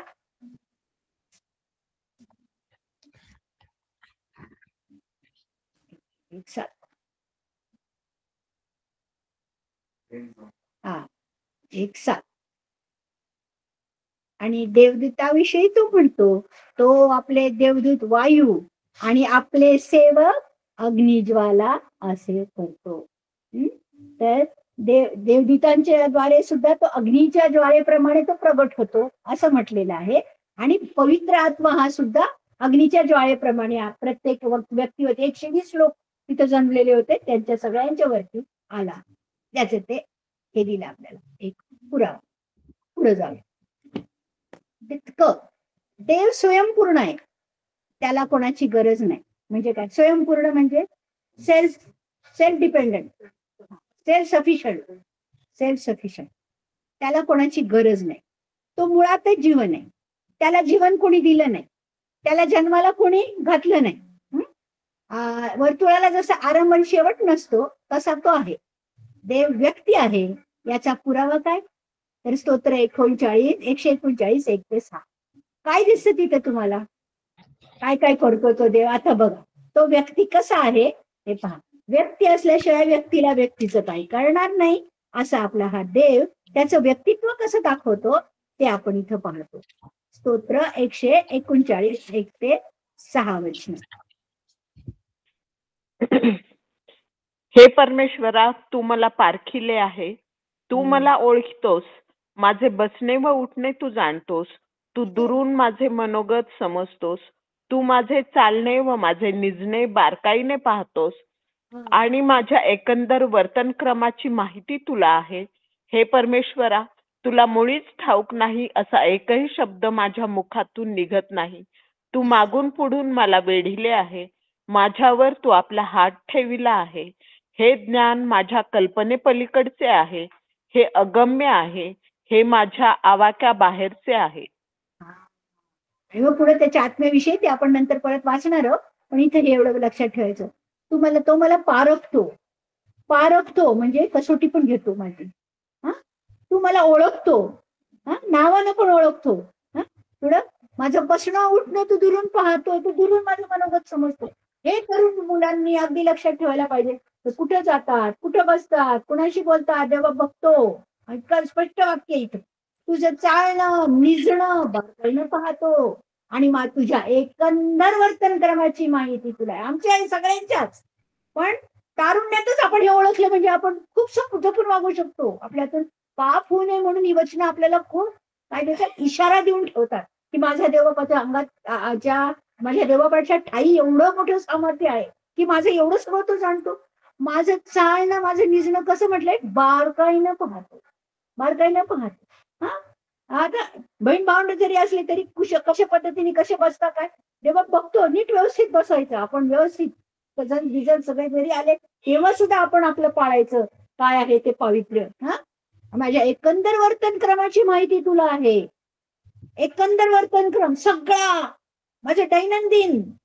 हा ह्याच स्तोत्रात पुढे असं म्हटलेलं आहे की मी तुझ्या पोटात होतो त्याच वेळेला माझं सर्व काही तुझ्या वहीत लिहून ठेवलेलं आहे असं म्हटलेलं आहे. म्हणजे माहिती परमेश्वर तुला मुळीच ठाऊक नाही असा एकही शब्द माझ्या मुखातून निघत नाही. म्हणजे मी काय बोलणार हे देवाला आधीच माहिती आहे. एवढेच नाही, मला कोण काय बोलणार हेही देवाला माहिती आहे. मी का म्हणते, कारण आपण फक्त एवढंच म्हणतो, पण खूप वेळा आपण दुसऱ्यांनी काय बोललं ना की आपल्याला खूप ते धरून बसतो आणि मला असं बोललं, मग त्याच्यावरून आपल्या डोक्यात खूप वाईट वाईट विचार चालतात आणि मग बरंच काय काय काय काय आपल्या डोक्यामध्ये आपण त्याचे प्लॅन पण करतो. पण तेव्हा म्हणतो की ते पण तुला काय कोण बोलणार ना ते पण मला माहिती, मी काय लक्षात ठेवायचं, अरे मला हे असं बोलणार आहे हे देवपाला पण माहिती होतं, मी कशाला याच्यासाठी भांडत बसतो. मी असं म्हणू शकते, मी ह्याचं भांडवल नाही करायचं, मला कोण काय बोललं नाही याचं भांडवल करून मन कलुषित नाही करून घ्यायचं. आपलं मन स्वच्छ आपण राखू शकतो या वचनाने, की माझ्या मुखातला देव जसा ओळखतो तसा दुसऱ्याच्या प्रत्येकाच्या मुखातला ओळखतो. मला कोण काय बोलणार हे पण त्याला माहित असताना मी त्याचं भांडवल का करायचं, घरात भांडणं का होऊ द्यायची, वादच होऊ नये म्हणून मीच मग बसायचं, त्याचा इश्यू नाही करायचा. ही खूप मोठी गोष्ट देवबाप आम्हाला ह्या वचनात शिकवतो. तू मागून पुढून माझ्यावर घेरलेस, माझ्यावर तू आपला हात ठेवलेला आहेस. हा मग आपण काय पण संकटात असलो, फिजिकली असो कसंही असो, तो सर्व घेरले. हे ज्ञान माझ्या कल्पनेपलीकडे, असं कसं होऊ शकत, असं देवा कसं करू शकतो असं म्हणू शकत नाही. तुम्हाला आता कारण कळलंय की तो अत्यंत अफाट आहे. अख्खी पृथ्वी सुद्धा त्यानं ग्रासून टाकली असं म्हटल्यावर मला त्याने घेरलेलं आहे आणि मला तो व्यक्तिशः ओळखतो. मग त्यामुळे तर मी पण मला त्याने कुंपण घातलंय.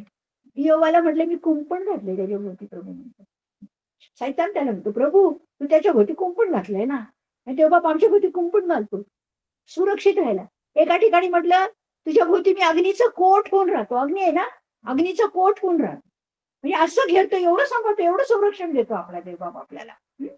हे ज्ञान माझ्या हे एकेकाला माझ्या म्हटलंय ना, वैयक्तिक म्हटलंय, आपण हे अनुभवू शकतो, आपण क्लेम करायचं. म्हणजे आपल्याला इतका आनंद होतो ना, मग आपण ज्या गोष्टी जे ठीक आहेत त्या गोष्टी भांडणं त्यांना लावणारे आहेत, लावालाव्या करणारे आहेत, वातावरण बिघडवणारे आहेत, अशा गोष्टींच्या मध्ये आपण पडणारच नाही. कारण आपल्याला प्रभू मिळाला ना, काहीच वाटत नाही. हे स्किन कशी बनती, गेंड्याची स्किन बनती, गेंड्याची. काही बोला आम्हाला काही नाही वाटत. कारण का आम्हाला देवबापच असा मिळालाय ना, समाधान देतो. त्या गोष्टी आपल्याला स्पर्श नाही होत, असं आपण व्हायला पाहिजे. आपल्याला खूप नम्र व्हावं लागतं. असं फटकन लगेच आपल्याला असं बनतो असं नाही. वर्षानुवर्ष जातात आपल्याला हे स्वभाव धारण करायला. ते आपल्याला क्लेम करावं लागतं, सारखं सारखं सारखं आठवत राहायचं, याचं आठवत राहायचं, देवबाप माझा असा हे आठवत राहायचं, मग आपण त्याच्या विजय मिळवू शकतो. एका आज तुम्ही ऐकलं उद्या तुम्ही सगळंच हे करू शकाल असं नाही. खूप देवबाप वर्क करतो. म्हणून गाड्यात एका म्हटलेलं आहे की त्याला काय तारे ग्रहण तयार करायला त्याला 1 दिवस लागला, माझं जीवन घडवायला त्याला काय आयुष्य लागतंय, माझं अख्खं आयुष्य लागतंय त्याला मला घडवायला. पण तो माझ्यावर ते परिश्रम घेतो, कारण तो दयाळू आहे, तो मंद क्रोध आहे, तो दयामय आहे, तो सहनशील आहे, म्हणून तो माझ्यावर काम करत राहतो. माझा नाश होऊ नये अशी त्याची इच्छा आहे, म्हणून मी त्याच्या हातात राहणं हे माझं कर्तव्य. एवढं जर माझ्यावर प्रेम करतो, मी का त्याला फटकून वागायचं, मी का त्याच्या आज्ञा मोडायच्या, असं आपलं अंतःकरण. पुढे जाऊया. ते कुंपण आहे ना, हा परमेश्वर संदेश त्याला जेव्हा सांगतो, हा संदेश दे, होजिया संदेशला, त्याला तो प्रॅक्टिकल ज्ञानातून शिकवतो मी कसा आहे. आणि ते शिकवण्यासाठी तो होजेला म्हणतो की वेश्येशी लग्न कर, आणि ती वेश्या सारखी त्याला सोडून जात असते, आणि तरी तो त्याच्यावर म्हणतो की तिच्यावर प्रेम कर आणि तिला तू सोडून क्षमा करून घेऊन ये, तिच्या भोवती कुंपण घाल. गॉड मला आता हे तिच्या भोवती कुंपण घाल, आणि मग परमेश्वर तो पहा असे तुम्ही माझ्या बाजूला वागता. मी कोंबडी सारखा तुम्हाला सतत माझ्या पंखाखाली घेत असतो, पण तुम्ही सतत मला सोडून बाहेर जाता.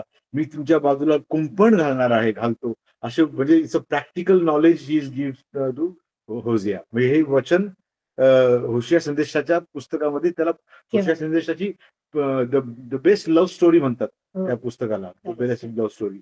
आणि त्यात परमेश्वराचं अंतःकरण कसं आहे हे होसेयाला प्रॅक्टिकली परमेश्वर शिकवला. म्हणजे imagine God saying go and मॅरी अ हॉलच, वेश्येशी लग्न कर. अरे काय वेळा झालाच काय एखादा म्हणू शकतो. He does that as a profit. राष्ट्राला संदेश संबंध यायचा. खूपच छान आहे ते होत्याचं पुस्तक.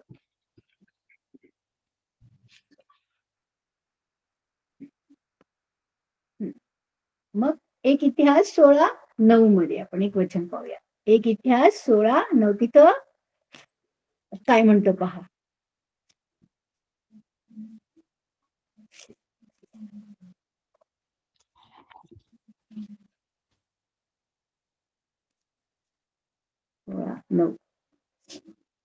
आलं. त्याला त्याची स्तोत्रे गा, त्याच्या सर्व अद्भुत कृत्यांचे वर्णन कर. त्याच्या पवित्र नामाचा अभिमान बाळगा. ज्यांना परमेश्वराचा ध्यास लागलाय त्यांचे हृदय हर्षित हो. परमेश्वर व त्याचे सामर्थ्य यावर भरोसा ठेवा. त्याच्या दर्शनाविषयी सदा आतुर असा. त्याने केलेली अद्भुत कृत्ये, त्याचे चमत्कार, त्याने उच्चारलेले निर्णय आठवा. आपल्याला सांगितलं असा देव आम्ही, असं आमचे स्तुती त्याला द्यायला पाहिजे, असा आपला देव. त्याच्या आधीचं पण वाक्य छान आहे, आठवं. त्या दिवशी प्रथम दाविदाने परमेश्वराचे स्तोत्र म्हणण्याचे काम आसाफ व त्याचे बांधवांना सांगितले. ते स्तोत्र हे पहिल्यांदा मंदिर बांधलेलं नाही अजून, पण गायक वृंद तयार केलेला आहे. आणि त्या गायक वृंदाला सांगितलं गायनांची सगळ्यात तयारी करून ठेवा. तेव्हा ते याला नेमलं होतं आसाफाला आणि त्याच्या बांधवांना, ते घरांना. त्यांना तो परमेश्वराचे उपकार स्मरण करा, त्याचे नाम घ्या, राष्ट्रांना त्याची कृत्ये जाहीर करा. हे आणि ज्या वेळेला मंदिर बांधलं त्यावेळेला हे गाणं त्यांनी गायलं, हे स्तोत्र गायलं. तर तो गायक वृंद 4000चा गायक वृंद तयार केला मंदिर बांधायच्या आधी. गाणं गाताना देवाची अशी स्तुती केली त्यांनी. आणि ही काही नेमलेली अशी स्तोत्र काही सणांच्या वेळेला इस्रायल लोक असे गातात. आणि तेव्हा काय करायचे, आता सणाला जायचं तर यरुशलेमचं मंदिर असं डोंगरावर आहे, तर असं डोंगर चढून वर जायचं. तर सगळी मंडळी अशी खाली जमणार आणि मग ते सगळे एकत्र होऊन गटागटानी असे वरती जाणं, ते स्तोत्र गात गात गात गात गात असं जायचं. असं त्यांचं आणि प्रत्येक सणाला हे असं इतकं त्यांचं ते देवाच्या या स्तुती स्तोत्रांच्या वचनावरती खूप प्रेम आणि पाठ केलं. पुढे जाऊया. कारण व्यक्ती अद्भुत कृत्य करू शकते. व्यक्ती अद्भुत कृत्य करू शकते, काही शक्ती नाही करू शकत अद्भुत कृत्य. उदाहरणार्थ समजा तुम्ही ऊर्जा म्हटलं तर ऊर्जा काय पण चमत्कार नाही करू शकत. ती एक शक्ती आहे, विजेची शक्ती आहे. विजेची त्या विजेच्या ह्याच्यात जी काम आहे ती आपण करू शकतो, पण ती काही चमत्कार नाही करू शकत. तसं व्यक्ती अद्भुत कृत्य करू. आमचा देव व्यक्ती आहे म्हणून तो क्रिएटिव्हिटी करतो, तो अद्भुते करतो, तो पराक्रम करतो. मनुष्य हा देवाचं प्रतिरूप आहे. मग देवाचं प्रतिरूप आहे म्हणजे देवानं त्याच्या गुणांचा काही अंश आम्हाला दिलेला आहे. म्हणून आमच्यामध्ये पण क्रिएटिव्हिटी असते. म्हणून आपण काहीतरी त्यांनी जे निर्माण केले त्यातून काहीतरी नवीन वस्तू बनवतो ना.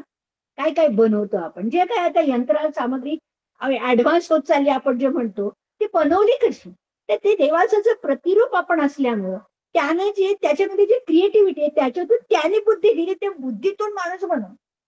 माणसाचं स्वतःच त्याच्यात काय नाही. देवाचे सर्व नियम ऑलरेडी निसर्गामध्ये आहेत. तेच नियम तो शोधून काढतो, त्याच्यातून हे त्याला ते त्याला करून तो काहीतरी नवीन त्याच्यातून बनवतो. ही क्रिएटिव्हिटी जी डोळ्याला दिसते ती क्रिएटिव्ह माणसाने बनवलेली ती आपण पाहतो. पण अजून देवाची जी क्रिएटिव्हिटी आहे ती त्याला जमत नाही. तो सर्वोच्चच आहे, त्याच्यामध्ये काही भाग त्याला जमतो, कारण मनुष्य हा देवाचं प्रतिरूप आहे. पुढं हाच देव व्यक्ती असल्याचा पुरावा आहे. म्हणूनच कोणता पुरावा आहे की तो अद्भुत करू शकतो, हाच तो व्यक्ती असल्याचा पुरावा आहे. म्हणूनच तो जगाची, सृष्टीची, विश्वाची सर्व सूत्रे हलवतो, कारण तो व्यक्ती आहे. तो शक्ती नाही, तो व्यक्ती आहे. कारण शक्ती हात, मन, भावना व्यक्त करू शकत नाही, ते नसतं त्यांना. देव शक्ती नाही, देव आत्मा आहे, पण देव व्यक्ती पण आहे. हे लक्षात ठेवा. खूप महत्वाचा पॉईंट आहे, कारण हो. बरेच लोक, बरेच समाज, देर इज अ पॉवर, हा there is a power, get into that power असं म्हणतात. तर तो शक्ती नाही तर तो व्यक्ती आहे, त्याची शक्ती आहे. हा आणि म्हणूनच तो जगाची, सृष्टीची, विश्वाची सर्व सूत्र हलवतो. यहोशुआ 3:10 ही त्याचे हे सगळे नवीन निर्मिती करणं हे त्याचे गुण आहेत. कुठले तरी आपण एखादं त्याच्यातलं वाचूया. इब्री 10:30-31 एक नवीन करारात, एक जुन्या करारातलं वाच. दानियल 6:20-22-26 बघूया.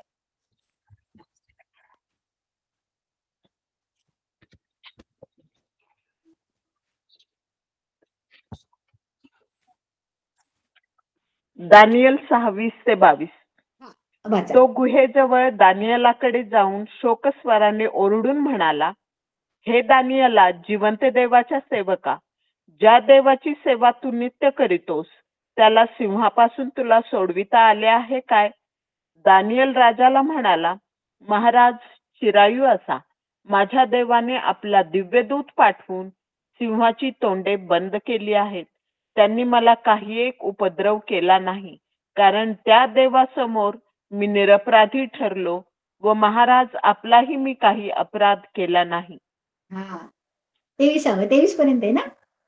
तेव्हा राजाने हर्षीची आज्ञा केली की दानियेला गुहेतून बाहेर काढा. त्याला गुहेतून बाहेर काढलं तेव्हा त्याला काही इजा झाल्याचं दिसून आले नाही, कारण त्याचा आपल्या देवावर भरोसा होता. तर आपण इथं पाहिलं की सिंहांना सुद्धा देवाने काय केलं, आपल्या काबूमध्ये ठेवलं आणि दानियेलाला वाचवलं. कसला चमत्कार आहे हा.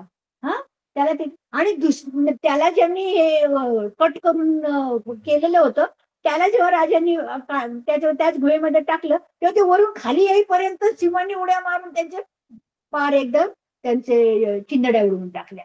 म्हणजे कसं देवबापाचं सामर्थ्य आहे पहा. म्हणजे ते सिंह, त्यांना भूक लागली होती, हा रात्रभर गप्प बसवलं होतं. चमत्कार. इब्री इब्री 10:30-31. तसं तो सिंहाला पण आपल्या ताब्यात ठेवतो आणि दूताला पण ताब्यात ठेवतो. दूताला पण पाठवलं म्हटलं ना, दूताला पाठवून त्यांनी सिंहाची तोंड बंद केली. ते यामध्ये आपल्याला आणखी एक असं दिसतं, देवदूत जे आहेत ते देवबापाच्या काही आज्ञा घेऊन काम करतात आपल्या लोकांसाठी. देवाच्या लोकांना जा तू हे कर, ते देवदूत स्वतः येतो आणि तिथं मदत करतो आणि तो देवाची आज्ञा घेतो आणि येतो. दुसरे तिथे आपल्याला आणखी लक्षात, देवाचा काय आहे, दरबार भरतो. त्या दरबारात सर्व देवदूत येतात. केव्हा केव्हा बोलवतो, कळा ना, झालं तुझं काम, काय सांग, काय काय काय निरोप, हा सगळं. हा आणि सगळ्यांचे दर्जे आहेत असे, कोण कोण त्याचा पण स्तर आहे. त्यांच्या हातच हळू चिंकून उभा राहतो, सैतान पण उभा राहतो. कशासाठी येतो, दोषारोप करायला येतो. देव त्याला येऊ देतो का, हो येऊ देतो, कारण देवानी त्याला ती परवानगी दिली म्हणून तो जातो. पण देवानी बोलल्याशिवाय तो शब्द पण बोलत नाही. त्यांनी परवानगी दिल्याशिवाय तो काहीच उच्चारत नाही. हे पण तुम्हाला या दरबाराविषयी पण आपण अभ्यास करू, केव्हा येईल ते आपण देवदूतांचा अभ्यास करू. पुढे म्हणजे मला काय म्हणायचंय की सैतानावर पण त्याचा अजूनही काय अधिकार आहे. इतका जातो तो देवाच्या पुढे, कारण त्याला काय म्हणलेलं आहे, दोषारोप करणारा कोणावर, देवाच्या लोकांवर दोषारोप करायला तो स्वर्गात पण अजून पण जातो, येऊ पण देतो देवा, अलाव करतो. कारण तो म्हणतो माझ्या लोकांचा मी सांभाळ करायला आहे ना, काय करायचं बघू ना, कर कर घे, तुला काय करायचं कर, म्हणून त्याला सोडलंय. देवबापाचं त्याच्यावर पण काय सूत्र, तो सांगितल्याशिवाय तो काय, त्याला हात लावू नको, हे करू नको, ते पण असतं त्याला. पुढं नवीन निर्मिती करणं हा त्याचा गुणधर्मच आहे. हा मग स्तोत्र 104 मध्ये त्याचं वर्णन केलेलं आहे. 45:7, 5:7 नवीन नवीन वस्तू तो त्यांचं रक्षण करतो. आपण याची खूप वचनं वाचली, म्हणजे आता तुम्ही त्या दिवशीच वाचलंय, पाणी, वारा, धुकं आणि काय गारा, समुद्र, मग पक्षी, जनावर, कावळे नावं घेऊन सांगितलं, शामरूप, लिव्याथन, हा काय प्राणी आणि ते देवमासा यांच्याविषयी भरपूर लिहिलेलं आहे, काय काय काय काय कोण कसं काय कसं, हरणी, बकरी, सगळ्यांच्या विषयी काय काय काय काय लिहिलंय त्या सर्व निर्मितीचं तो रक्षण कसा करतो, त्यांना खाऊ कसं घालतो, ही तुम्ही स्वतः वचनं वाचली तर तुम्हाला अजून कळेल. व त्यावर सत्ता चालवतो म्हणजे त्याचं त्यांच्यावर नियंत्रण आहे. आताच आपण पाहिलं सिंहावर कशी सत्ता चालवली, त्याला भूक लागली तो खाऊ शकत होता, कुठलं पण भक्ष्य तो लगेच हे करतो, सोडत नाही तो. आपण किती ह्याच्यावरती युट्यूबवरती चॅनलवरती पाहतो, पण देवप्पा जेव्हा त्याला सांगतो त्याला गप बसतो, तो काहीच करणार नाही. ते आपल्याला तिथे उदाहरणासह दाखवलं. आणि त्या देवमाशाला पण त्यांनी त्याला गिळलं, पण त्याला खाल्लं नाही, काहीच केलं नाही. परत त्याला बाहेर टाकलं, जिवंत व्यवस्थित टाकलं. त्या देवमाशाने त्याला इजा नाही केली, छानपैकी त्याच्या पोटामध्ये देवाने रूम करून ठेवली. राहायला 3 दिवस. इतका देव काय करतो, कशी त्याची सत्ता येते आपल्याला दाखव. बरं. पेत्रा टॅक्स भरायला नाणं पण दिलं. आणखी पेत्राला कसं बाहेर काढलं, एकट्याला बाहेर काढलं ना जेलमधून, आणि पुढे चालला. असा दूध पुढं आणि पेत्र मागं, दूध पुढं आणि पेत्र मागं. तो दूध पुढे गेला की दरवाजा उघडायचा, एक दरवाजा उघडला, दुसरा दरवाजा उघडला, तिसरा दरवाजा उघडला, आणि शेवटी रस्त्यावर आणून सोडलं त्याला. हा बघतो तो गेला देवदूत. एवढं काय त्यांची देवाची आज्ञेत देवदूत, आणि ते सांगतील ते करतात. आणि देवबापाचं किती लक्ष आपल्या एकेका लेकरावरती, आणि तो कसं त्यांना सांभाळतो, मार्गदर्शन करतो. असं निर्मिलेल्या वस्तूंचं तो रक्षण करतो व त्यावर सत्ता चालवतो. मानवाचं रक्षण करतो व त्यांच्यावर सत्ता चालवतो. हे पण आपण इथं पाहिलं की दानिएलला पण केलं, आणि राजा एवढं संपवतो. दुष्ट दुर्जन सैतान यांच्यावरही तो सत्ता चालवतो. त्यांच्यावर तर आहे, आपण पुष्कळ उदाहरणं त्याची पाहिली. ते पहा, पुढे जाऊया थोडस. आणि देव त्रेक आहे, आणि तिघं मिळून ते एकच आहेत. अनेक वचनी शब्द वापरून आपण एकच देव असल्याचं तो सांगतो. अशा प्रकारे संयुक्तिक ऐक्य तो स्पष्ट करतो.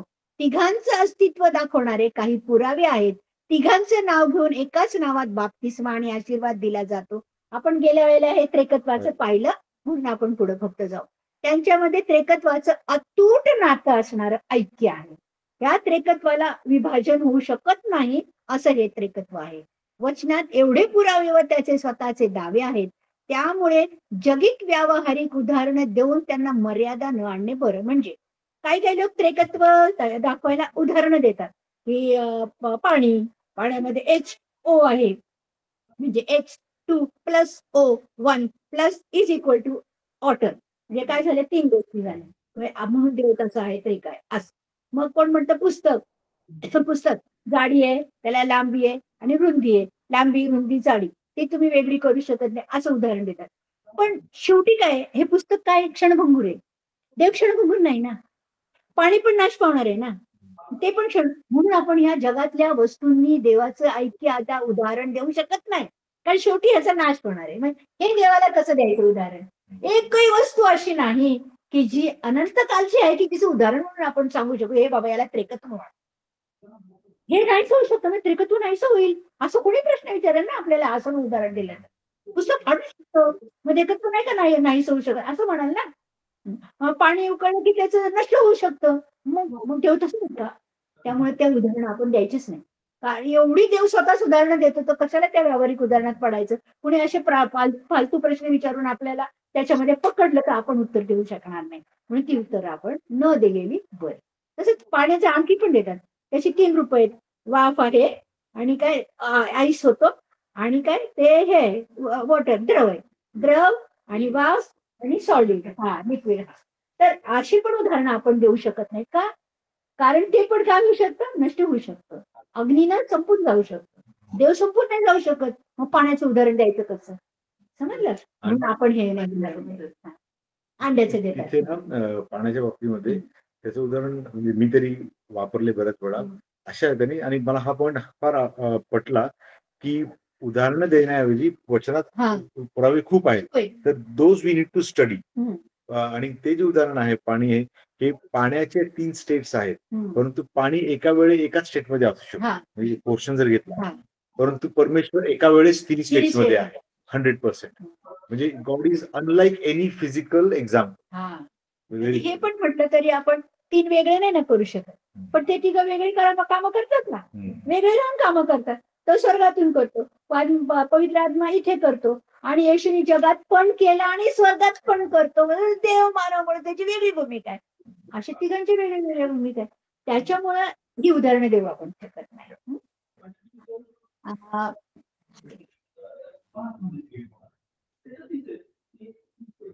कारण जरी सर्व क्षणभंगूर आहे, देव सार्वकालिक आहे, त्रेक हा शब्द वचनात कुठेही वापरला नाही, पण त्रेकत्व वारंवार आपल्याला दिसतं. हा त्रेकत्वातील एकता. उत्पत्तीत पिता बोलला, त्याच उत्पत्तीत तो शब्द पुत्र होता आणि आत्मा तळपत होता. बरोबर वचनात दाखवलं. हा पितरीला तिघं ते मला उपस्थित दिसतात. मग प्रभू काय म्हणाला, चला आपण आपल्या प्रतिरूपाचा मनुष्य निर्माण करू. आपण काय वाचलं, अनेक वचन वापरलं. मग पिता आहे, पुत्र आहे, पवित्र आहे. त्यांनी मनुष्य निर्माण केला. आणि आपल्याला काय आहे, आपल्याला शरीर आहे, जीव आहे आणि आत्मा आहे. आपल्यामध्ये जे त्रेकत्व आहे ते त्रेकत्व आहे. असं तीन तीन तुम्हाला खूप दिसल, नारळात दिसल, म्हणजे संत्र्यात दिसल, दिसल, अंड्यात दिसल, की ज्याच्यामध्ये तीन तीन तीन भाग बरोबर बरोबर दिसतील तुम्हाला. ते देवाचं असं बुद्धिमत्ता कशी अगम्य आहे ते त्याच्यामध्ये आपल्याला दिसेल. तारणाच्या कार्यात एकता. पित्यानं कालवरीवरील यज्ञ स्वीकारला, पुत्रानं बलिदान दिलं, पवित्र आत्म्याद्वारे ख्रिस्तानं अर्पण केलं आणि पवित्र आत्मा आपल्या तारणाच्या वाटचालीत आजवर आपल्याला चालवत आहे. हे त्रेकत्व तारणात आपल्या काम करतं. संपत आलं. एकेका व्यक्तीच्या तारणातील एकता पुत्राच्या रक्ताकडे पाहून पिता आपल्याला स्वीकारून दंड रद्द करतो. एकेका व्यक्तीच्या का म्हटले, कारण तारण कसं आहे, वैयक्तिक आहे. एकेका व्यक्तीच्या तारणातील एकता कशी आहे, तर पुत्राच्या रक्ताने त्याच्याकडे पिता पाहतो आणि आम्हाला काय करतो, स्वीकारतो. आमचा दंड कोण रद्द करतो, पिता रद्द करतो. त्याच्याकडे बघून त्याचं काम. पुत्राच्या बदलीच्या मरणामुळे पापाची क्षमा मिळते आपल्याला. पवित्र आत्मा वचनानं पापाच्या मृतावस्थेतून पापियाला जिवंत करतो, विश्वास घालतो, पाप दाखवून टोचणी लावतो, पश्चातापाला उद्युक्त करतो आणि आपल्या ठाई कायमची वस्ती करतो. म्हणजे मुक्काम ठोकतो. मुक्काम कसा असतो, कायम असतो, परमनंट. आणि पिता पुत्र आपल्या ठाई वस्ती करतात असं पण वचन आहे. तर एक देव आमच्यामध्ये राहतो. आणि याच्याविषयी आपण व्यवस्थित रीतीने सगळं पाहिलं मागे, कसा पवित्र आत्मा आपल्यामध्ये काम करतो. तर असे त्रेकत्व, ते देव आमच्या जीवनात कसा काम करतो याचं हे उदाहरण आहे. मग प्रार्थनेतील एकता. पित्या पुत्र पवित्र आत्मा याच्या नावात आपण प्रार्थना करतो. कधीच प्रार्थना तुझ्याच नावाने करतो असं नाही म्हणायचं. हे देवबापा म्हणून सुरुवात जरी केली तरी शेवटी येशूच्या नावाने आमेन असंच म्हणायचं, कारण माझ्या नावानं मागाल तर मी ते करण्याचं प्रभू म्हणतो. मग तिघांचे महत्व समान आहे. तिघही सनातन आहे, पिता पण आणि पुत्र पण. तिघांचे सामर्थ्य सर्व शक्तिमान. पिता पण शक्तिमान, पुत्र पण शक्तिमान, पवित्र आत्मा पण शक्तिमान. अशी मी उदाहरणं दिली, वचनाचे पुरावे दिले. तिघही सर्वज्ञ आहेत, म्हणजे सर्व जाणतात. पिता पण, पुत्र पण आणि पवित्र आत्मा पण. म्हणजे वचन म्हणजेच देवाचा आत्मा मनाच्या भावना कल्पना जाणणारा जीव व आत्मा सांदेव मज्जाना भेदून आरपार जाणारा आहे. म्हणजे आत्मा जे त्याला प्रगट केलं जसे ते, तसाच पवित्र आत्मा तितकाच सामर्थ्यशाली आहे हे दाखवायला ते वचन दिलं. तिघ सर्व व्यक्ती आहे, पिता पण पुत्र पण आणि पवित्र आत्मा. तिघ सार्वभौम आहेत. सार्वभौम म्हणजे अधिकार, सगळ्यावर अधिकार असलेले. तिघ पवित्र आहेत, तिघ सत्य आहेत आणि त्रेक देव न बदलणार आहे. त्रेक देव सहभागिता ठेवतो, तो संगती प्रिय आहे. देव नीतिमान आहे, म्हणजे त्रेक देव नीतिमान आहे. त्रेक देव प्रीती आहे, त्रेक देव दयाळू आहे आणि त्रेक देव विश्वास. तिघांचे सर्व गुण तिघांचे आहेत.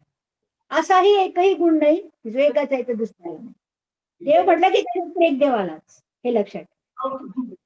आता पुढचा जो आहे आधारभूत धडा, तो पुढच्या वेळेला घेऊन आपण एंड करणार. तुमच्या हे सत्र, दुसरं सत्र आपण संपवू. पुढच्या वेळेला आपण कदाचित प्रश्नावली सुद्धा आपली होईल, कारण धडा थोडा आहे आणि मग प्रश्नावली. काही काही प्रश्न अजूनही राहिले असतील आपले अभ्यासात तर ते सगळे कव्हर होणार आहेत आपल्याकडून. उदाहरणार्थ अजून मी उत्पत्तीपूर्वी काय नेमकं झालं तिघांमध्ये तो अभ्यास घेतला नाही, तो तिथं होईल आपला पुढच्या वेळेला. त्याच्यावर बरेच लोक विचारतात, म्हणून तो पण अभ्यास आपला त्याच्या वेळेला. कोणतरी बोलते प्रश्न आहे का कोणाचा काय?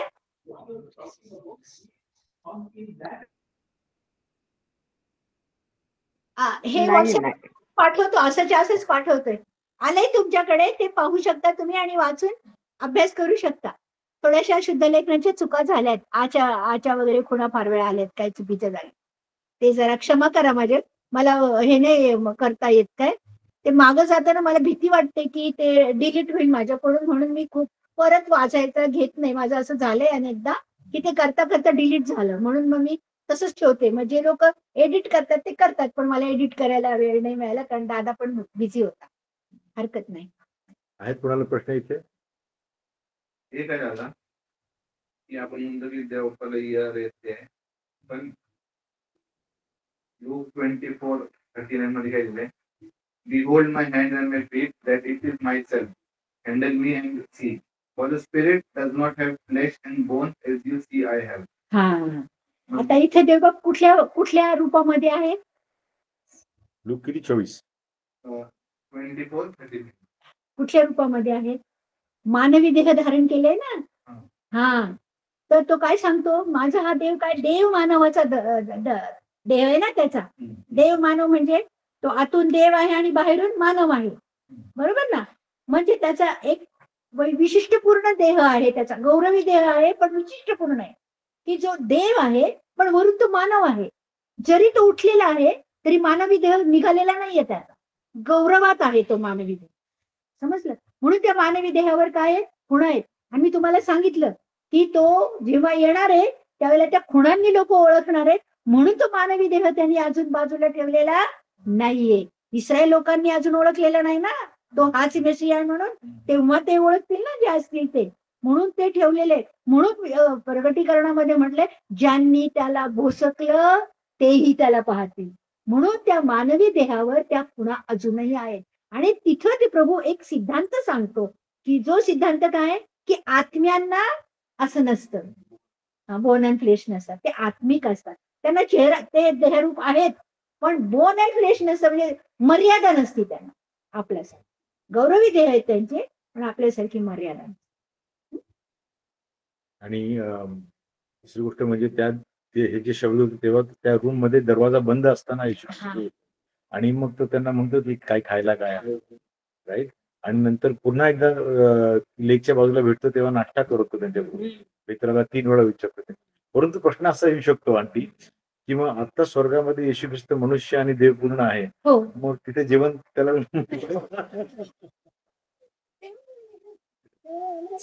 त्यांचं ते काय, त्यांना म्हणजे आपल्याला पण स्वर्गात खायला मिळणार म्हणतात. आपण तर कोकऱ्याच्या लग्नाची मेजवानी करणार आहे ना, कोकऱ्याच्या लग्नाची मेजवानी करणार आहे.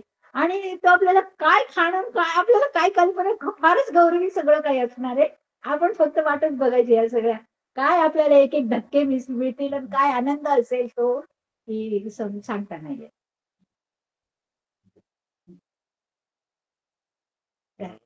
हा, एंजिला तुझी का त्रास कधी पडता ये तिला हे बस.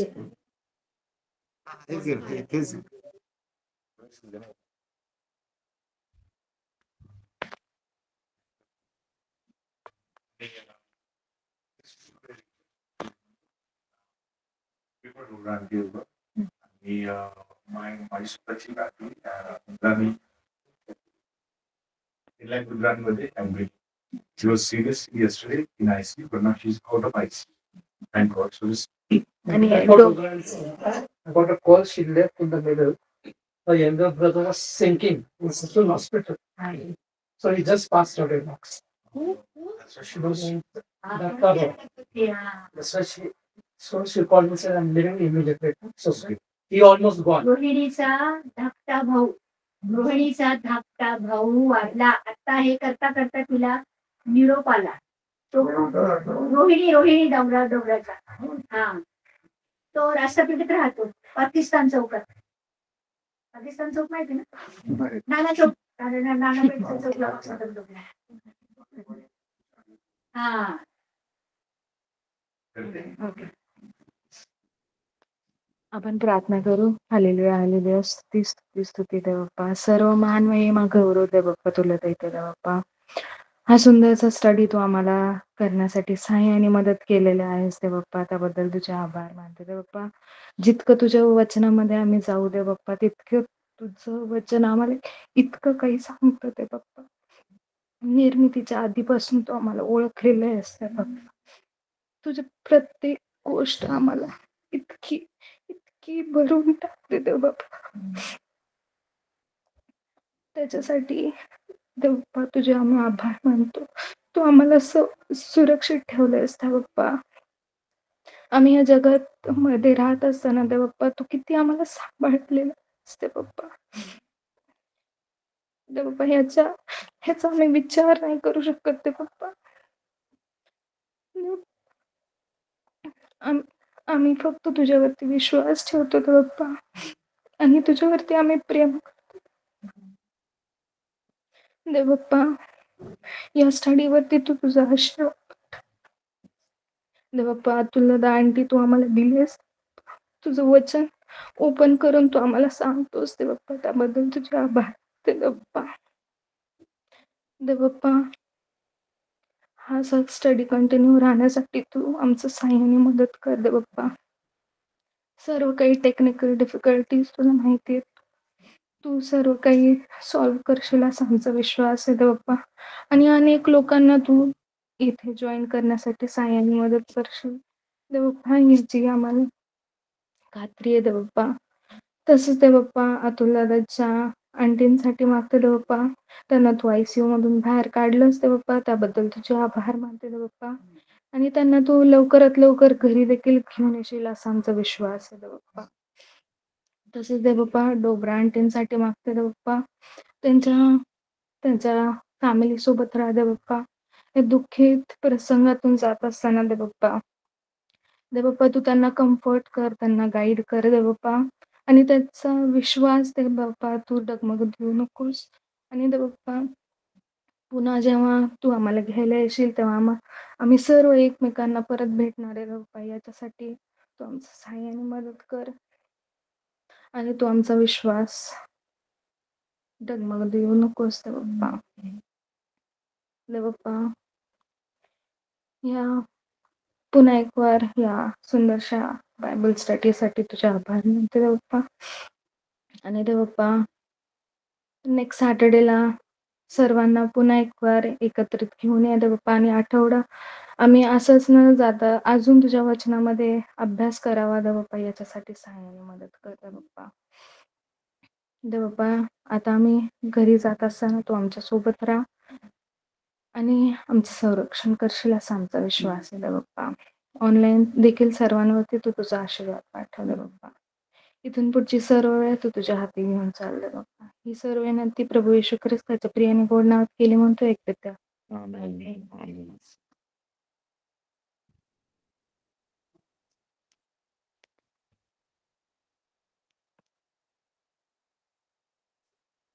हॅलो. आजची बायबल स्टडी सभा संपलेली आहे. Okay, thank you.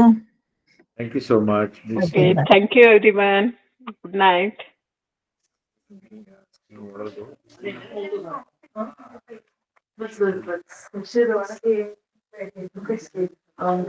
Thank you so much. Okay, bye. Bye.